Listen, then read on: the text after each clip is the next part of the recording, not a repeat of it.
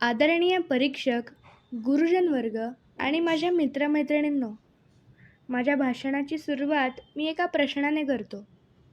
आपण रोज सकाळी आरशात स्वतःचा चेहरा पाहतो. केस नीट करतो, गणवेश नीट करतो, बूट स्वच्छ करतो. पण आपण आपल्या मनाचा आरसा कधी पाहतो का? आज मनात राग आहे का? मत्सर आहे का? आळस आहे का? की मनात प्रेम, धैर्य, शिस्त आणि चांगुलपणा आहे?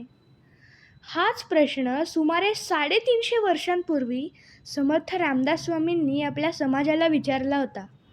त्यांनी शरीराला नाही, धनाला नाही, तर थेट मनाला उपदेश केला. कारण त्यांना माहीत होते, जग जिंकण्यापूर्वी माणसाने स्वतःचे मन जिंकले पाहिजे. समर्थ रामदास स्वामी म्हणतात, मना सज्जना भक्ती पंथेची जावे, तरी श्रीहरी पाविजेतो स्वभावे. या श्लोकाचा अर्थ फक्त देवाची पूजा करणे एवढाच नाही. त्याचा खरा अर्थ आहे, सत्याचा मार्ग निवडा, चांगले विचार करा आणि चांगली माणसे बना. मित्रांनो, आज आपल्याकडे मोबाईल आहे, इंटरनेट आहे, कृत्रिम बुद्धिमत्ता आहे. पण एकाग्र मन आहे का? अभ्यासाला बसलो की 5 मिनिटात मोबाईल हातात येतो. पुस्तक उघडलं की मन दुसरीकडे धावतं.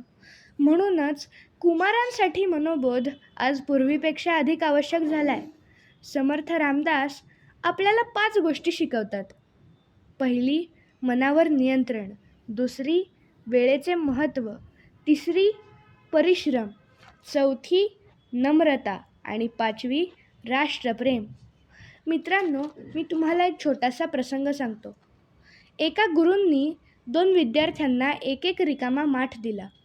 पहिल्या विद्यार्थ्याने त्यात सुगंधी फुले भरली, दुसऱ्याने त्यात कचरा भरला. काही दिवसांनी दोघांचेही माठ उघडले. एका माठातून सुगंध येत होता, तर दुसऱ्यातून दुर्गंध. गुरु म्हणाले, हा माठ म्हणजे तुमचे मन आहे. त्यात कोणते विचार भरायचे हे तुमच्या हातात आहे. मित्रांनो, आज आपण काय पाहतो, काय वाचतो, कुणाची संगत करतो, कुणाचे अनुकरण करतो, यावरच आपलं भविष्य ठरणार आहे. समर्थ रामदास स्वामी म्हणतात, जगी सर्वसुखी असा कोण आहे, विचारी मना तूच शोधून पाहे. यातून ते सांगतात, अडचणी प्रत्येकाच्या आयुष्यात असतात, पण म्हणून अपयश आलं तरी रडायचं नाही. पुन्हा उभं राहायचं, पुन्हा प्रयत्न करायचे आणि पुन्हा यश मिळवायचं. छत्रपती शिवाजी महाराजांनीही संकटांना घाबरून स्वराज्य सोडलं नाही. समर्थ रामदास स्वामींनी त्यांना आत्मविश्वास, धैर्य आणि कर्तव्याची प्रेरणा दिली. आज आपल्या देशालाही अशाच युवकांची गरज आहे. हुशार पण नम्र, शक्तिशाली पण संयमी, यशस्वी पण संस्कारवान. चला मित्रांनो, आज इथेच आपण एक संकल्प करूया.